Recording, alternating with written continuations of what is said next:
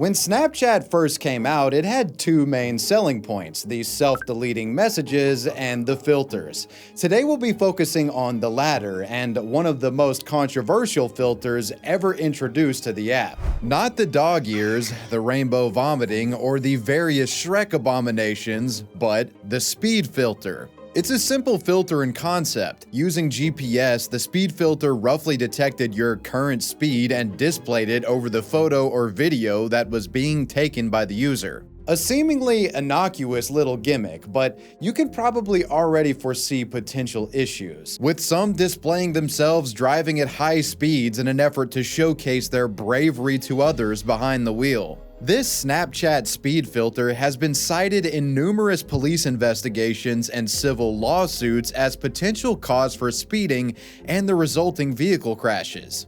Today I'll be telling you the story of this controversial Snapchat filter, the numerous deaths and injuries that followed those who used it, and the complicated legal situations that loomed over its eventual removal. A Georgia teen has been charged with a felony after a passenger said she caused a wreck because she was using Snapchat. The first instance of the speed filter being cited as a potential cause of a serious crash occurred back in 2015. It was a crash that left the driver injured and another motorist with permanent debilitating brain damage. On the night of September 10, 2015, a 19-year-old Georgia woman named Crystal McGee was driving with three of her friends when she opened the Snapchat app and allegedly began tracking her speed using the filter. It was reported by a passenger that Crystal verbally stated her goal was to reach 100 miles per hour so she could snap a photo and show it off to followers. In short time, she would accomplish this goal, and even surpassed it, reaching a speed of 113 on the speed filter per passenger testimony. But as she was about to post the photo, distracted by the app, she failed to notice that there was an incoming Mitsubishi sedan, driven by an Uber driver named Wentworth Maynard, and she was headed straight for the guy. The passengers were the first to see Wentworth's car, but had no time to react before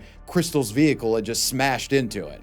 Luckily for Crystal and her friends, they only suffered minor injuries. Crystal posted to Snapchat following the crash, documenting the aftermath, stating that she was lucky to be alive in one of her Snap stories. However, Wentworth Maynard, the Uber driver, would not be so fortunate. This seriously injured man spent multiple weeks in a coma and suffered permanent brain damage from the accident, resulting in debilitating lifelong trauma. Going forward, the man would have to be tended to by caretakers and could no longer function in day-to-day life independently. Maynard's wife would comment on the man's status after the traumatic crash, saying, quote, "Wentworth would get up on his own, make his breakfast, go to work, and cook dinner.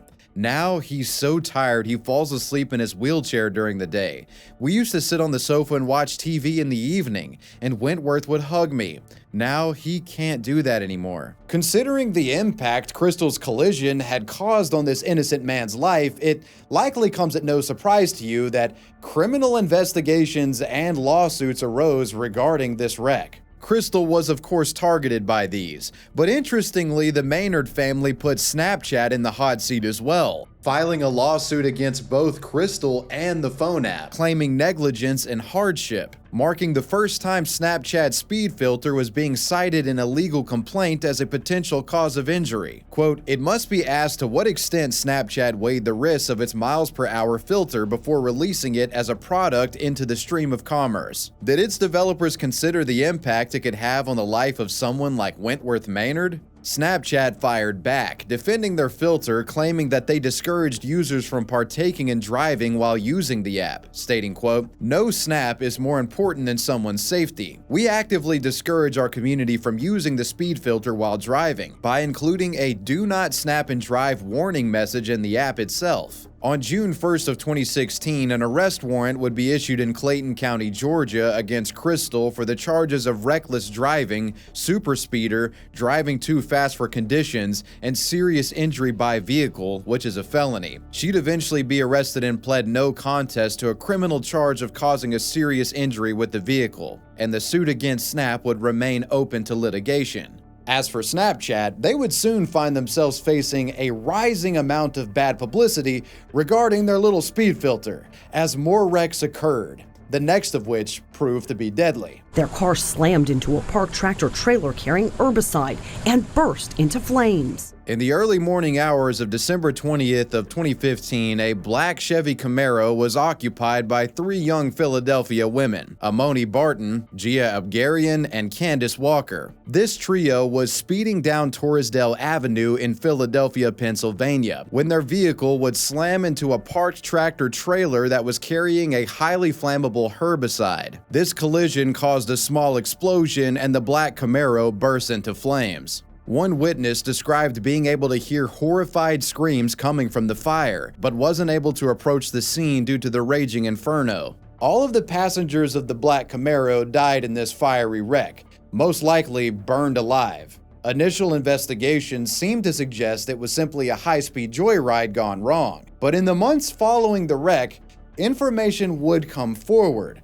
with some close to the crash victims suggesting that there was far more to the story. These individuals would levy allegations at Snapchat and their speed filter, attributing it as a contributing factor to the crash. In the wake of the crash, local Philly news agency ABC Action News would take statements from friends and family members of those in the crash in an effort to piece together what led to it. Some of those who talked to the news suggested the Snapchat speed filter may have been a factor at play here. Those close to Gia Abgarian claim to have witnessed several Snapchat posts on the app documenting her and her friend's whereabouts on the night of the crash. Quote, "She was a big fan of Snapchat. She would go on and check in from where she was at," said Gia's uncle, Jimmy Abgarian. The uncle also commented, "Apparently it showed them at a bar earlier in the day, then it showed them at a house party." He also makes a comment regarding what he believed to be the girl's final snap, which according to him, quote,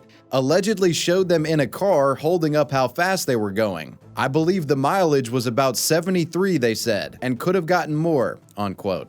Keep in mind the speed limit on Torresdale Avenue in Philly where this wreck occurred is 30 miles per hour in some places. So 73 miles per hour is dangerously fast if that's where they were doing this. The uncle also shared with Action News some surveillance footage that he managed to obtain, which showcased the teens in the speeding vehicle shortly before the crash. If what the uncle and corroborating witnesses said was true, the Philly women were documenting their speed via the Snapchat filter around the time of the collision. The family certainly felt that the app was a contributing factor. While this case did not result in an additional lawsuit for Snapchat, the public was becoming quite scrutinous regarding its speed filter, especially with the rumor that someone had now died while using it. Speed filter woes would continue to rise as more dubious incidents filed in.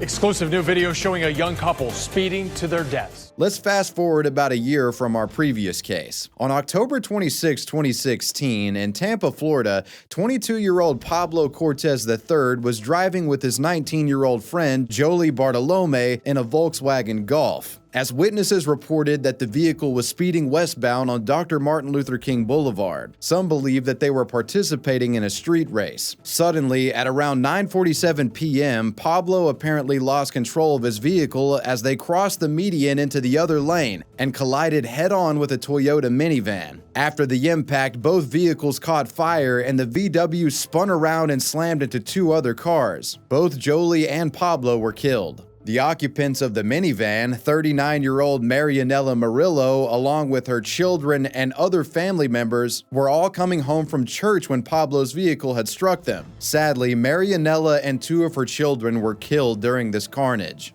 Family members, including Marianella's husband, were utterly heartbroken when they had heard the news. Later, investigators found that a Snapchat video allegedly recorded by Bartolome was recorded and featured the individual using the speed filter on Snapchat. The filter showcasing Pablo and his buddy reaching 115 miles per hour before the fatal crash. This certainly seemed like it could have been a case of a user engaging with the Snapchat speed filter gone wrong. On the scene, witnesses that reported seeing the vehicle participate in a street race were never confirmed, and authorities believe that the Snapchat filter could have been to blame for the tragedy. Now we move forward to an infamous crash that occurred in Wisconsin that took the lives of a few young men.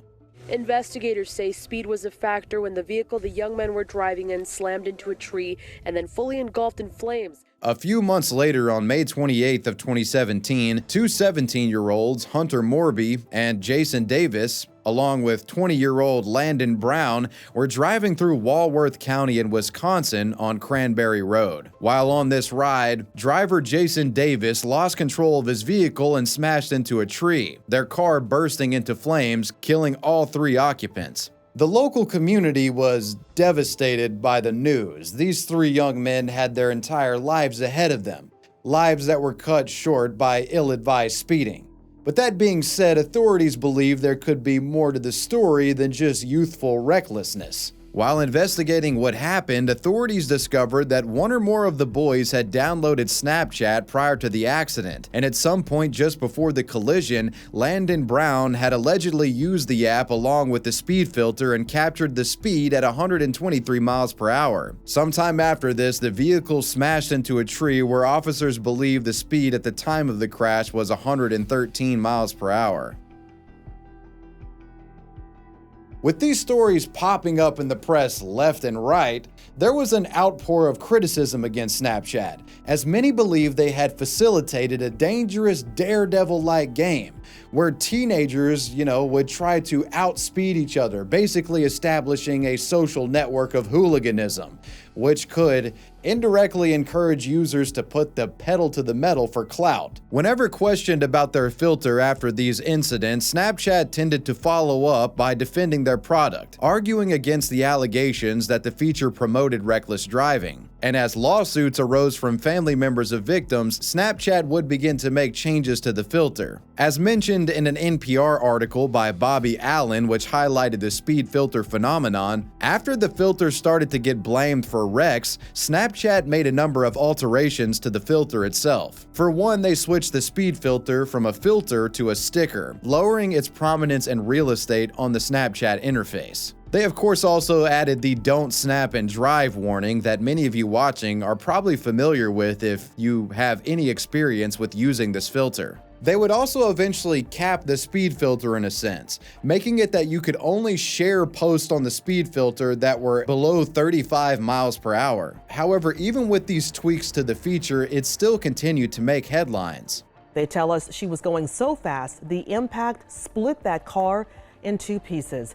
One of the saddest crashes is one of the most recent, the deadly wreck involving young 14-year-old Kaiya Batts. On June 17, 2021, 8 years after the Snapchat speed filter had been introduced, a 14-year-old South Carolina teenager named Kaiya Batts from Johns Island, South Carolina, was riding in the back seat of a Hyundai Sonata with their friends late at night around 2 a.m. The vehicle was flying, speeding while heading towards Seabrook Island on Betsy Carrison Parkway, when suddenly the Sonata lost control, veering off-road and plowing right into a tree. The collision was so forceful that it ejected Kaiya out of the back seat of the car through the vehicle, where she died on impact when she landed. Both the driver and the other passenger managed to survive, though. Later, it would be alleged that the 16-year-old unnamed driver had been using the Snapchat speed filter and was charged with reckless homicide. And sometime after this wreck, another lawsuit would find its way to Snap's office doorstep as well, one filed by the family of Kaiya Batts.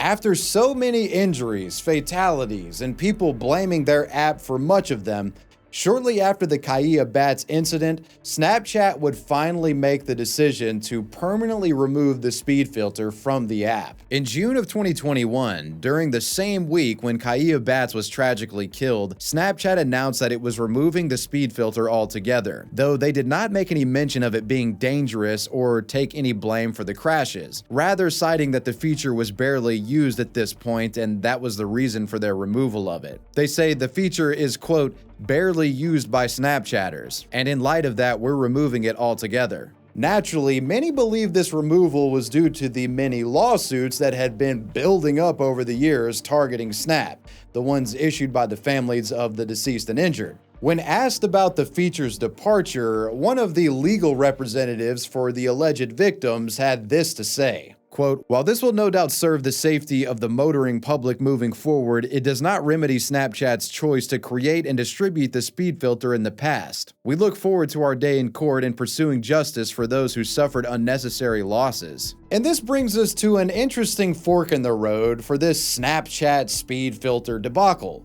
Was Snap liable for any of the deaths or injuries that occurred with users using their speed filter? Lawsuits. Since 2015, several lawsuits have been filed against Snapchat, and for most of them, Snap has tried to defend their speed filter by saying that they're protected from any wrongdoing thanks to Section 230 of the Communications Decency Act. The Section 230 provision establishes that providers of interactive computer services are not responsible for the content their users create. Section 230 has allowed Snapchat and other social media companies to convince courts to dismiss lawsuits stemming from issues related to content created by their users. Basically, Section 230 works to prevent plaintiffs from suing companies over user-generated content that causes problems, giving platforms immunity in regard to stuff you and I make that may break the law. Most of you are likely familiar with Section 230 as it essentially allows platforms like YouTube, Twitter, and Instagram to exist, as otherwise anytime someone did anything illegal or posted illegal content on these sites, well, they would be on the hook for that stuff. And, you could see how 230 could apply to Snapchat's situation, with Snap not being responsible for how people engage with their platform. If you post it, it's your problem. That's kind of just how 230 works. Though, in my opinion, this Snapchat speed filter is a bit more of a complicated issue than, let's say, someone posting an objectively illegal animal abuse video to YouTube. This speed filter was created by Snapchat themselves, not users, which is an important distinction to make. However, the videos and images resulting from the speed filter, or you could say allegedly resulting from the speed filter, well, that was users that made that stuff. So, who's really responsible here? You can see it being somewhat complicated to litigate these scenarios in civil court, though we really don't have to sit here and speculate how a lawsuit would pan out, as several cases have come forward and are currently being litigated as we speak. And you might be surprised to see how some of these cases are going. First, let's look at the lawsuit filed by Karen and Wentworth Maynard. You may recall Wentworth was the Uber driver who became a crash victim of speeder Crystal McGee, a crash that left him with permanent brain damage and disability after the wreck. In this suit, Maynard's lawyers argued that the speed filter was negligently designed, prompting users like Crystal McGee to drive dangerously without putting in protections to reduce the risk. Snapchat's lawyers disagreed, arguing that not only were they shielded by Section 230 protections, but also claimed Crystal McGee's illegal speeding broke any link of culpability to their company, due to their terms of service explicitly stating that they forbid any use of the app for illegal purposes. In the summer of 2021, Georgia appeal judges sided with Snapchat on this matter, stating that the company had no obligation to design the speed filter to avert consequences of McGee's intentional misuse. This was a big blow to the Maynards. But it wasn't over for the family, as upon reviewing the case, the Georgia Supreme Court stepped in. In 2022, the Georgia Supreme Court would revive the case and ruled that instead of complete dismissal of the matter, Snapchat would have to face the Maynard family claims of negligence in court. According to a report from News 2 Atlanta, a Spalding County judge is specifically requesting Snapchat CEO Evan Spiegel to testify regarding the filter, not only because he's in charge of Snapchat, but also because he's one of the only remaining employees who was around when the filter was introduced. Another stated reason the judge wants Spiegel to testify is because, quote, Snapchat has identified Mr. Spiegel as the only person who approved the eventual removal of the speed filter, unquote. So, in my opinion, it seems the judge feels the court should hear from Spiegel as to why exactly he felt the speed filter needed to be removed. As of July of 2024, a court order was issued to have Spiegel deposed in regard to this matter, but I have no other updates as far as that goes.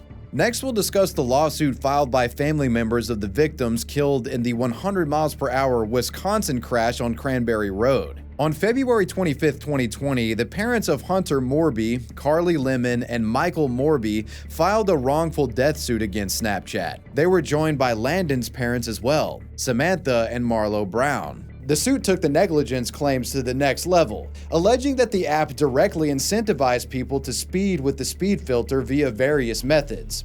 A legal brief regarding the matter claims, quote, Snap rewards in unknown variable and changing ways users who consume Snapchat in excessive and dangerous ways. Such rewards include trophies, streaks, and social recognition. Snap knows or should know that its design has created extreme and addictive behaviors by its largely teenage and young adult users, and indeed has purposefully designed its products to encourage such behavior. Many of them believe that they will be rewarded by recording a 100 miles per hour or faster snap, or at the very least, they want to find out if they'll be rewarded. So in summary, the case submitted by the Wisconsin families essentially alleged that the speed filter was by design intended to encourage sharing of high speeds by its users, which of course, if that was the case, would be extremely negligent and downright nefarious if true.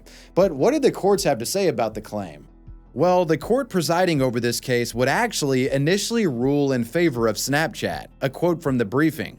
Based on the plaintiff's allegations, the court cannot conclude that it is, quote, very clear that the defendant, quote, directly participated in developing the alleged illegality. For example, plaintiffs did not allege that defendant asked its users to capture a snap with a high speed or even suggested that they should do so. Instead, plaintiffs' allegations appear to amount to, quote, enhancement by implication or development by inference. That the speed filter impliedly suggested to users that they should snap a 100 miles per hour snap. However, in such a close scenario, the Ninth Circuit has held that Section 230 immunity applies. The court recognizes this outcome is inconsistent with the Georgia Court of Appeals decision, which held that CDA immunity does not apply to the speed filter. See Maynard versus Snapchat. However, because the Maynard court did not examine or apply any of the Ninth Circuit case law regarding the application of CDA immunity to, quote, neutral tools, the court does not find the holding in Maynard to be persuasive. Because the court concludes that CDA immunity applies, the court need not examine whether plaintiff's claim should be dismissed on additional grounds. So it appears Section 230 immunity once again killed the case against Snap before it could get off the ground. The case would be dismissed. But this initial court decision wouldn't be the end of the matter regarding these alleged Wisconsin victims of Snapchat. In 2021, a federal judge in California revived the lawsuit and reinstated the case, making a surprising statement seemingly under the belief that the filter was potentially dangerous. Federal Judge Fitzgerald said, quote, there is realistically no purpose for the speed filter other than to encourage users to travel at high speeds and record themselves doing so. He also suggests that it was extremely foreseeable that young users would use the speed filter for that very purpose. Here's an excerpt from the case briefing highlighting his opinion. Keep in mind the defendant being referred to is Snap. Plaintiffs have plausibly shown that the design of the speed filter itself is ample evidence of defendant's culpability. The court is not convinced that defendant's culpability is outweighed by plaintiff's culpability here. Accordingly, the motion is denied with respect to defendant's public policy arguments. The judge's decision left this case open for further proceedings, and Snap's claim to Section 230 CDA immunity was becoming progressively weaker.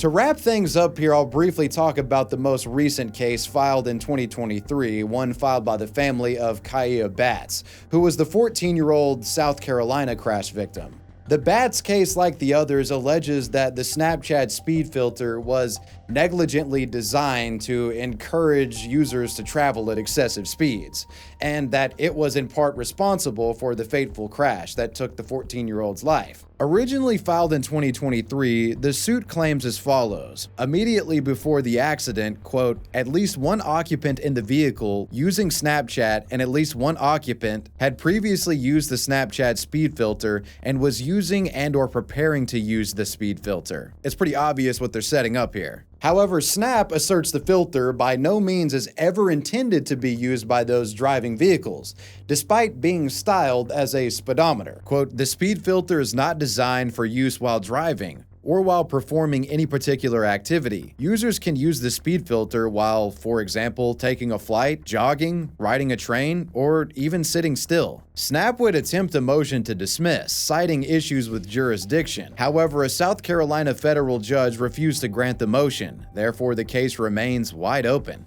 Okay, So in summary, if I'm being honest with you guys, I'm actually quite surprised that these lawsuits against Snapchat have gone as far as they have. And that's not to defend Snap. I reckon I'm just so used to large tech platforms being completely immune, to the wrongdoing of their users. Like most of you watching probably already knew about Section 230 and the near impenetrable shield it provides social media platforms prior to watching this video. And if you for some reason weren't familiar with 230, you at least know about how DMCA works on the copyright side of things and how that protects companies from lawsuits when users share other people's copyrighted shit on the internet. The courts have given internet companies a massive bulwark to work with in regard to these provisions, and it's interesting to see how these speed filter lawsuits have some judges potentially redrawing the lines of immunity. While I'm unaware of any conclusion to the cases mentioned in this video, I'll certainly be keeping my eyes on this close to a decade-long controversy surrounding the Snapchat speed filter. Will Section 230 get its wings clipped because of this thing? I reckon we'll just have to wait and see. But that was the story of the Snapchat speed filter, a filter accused by some of getting young people killed. Well, you made it to the end. Let me know what you guys thought about this video down below in the comments section, and let me know who or what you want me to talk about next. I want to give a major shout out to my patrons. I appreciate you guys. Wavy Web Surf out. Peace.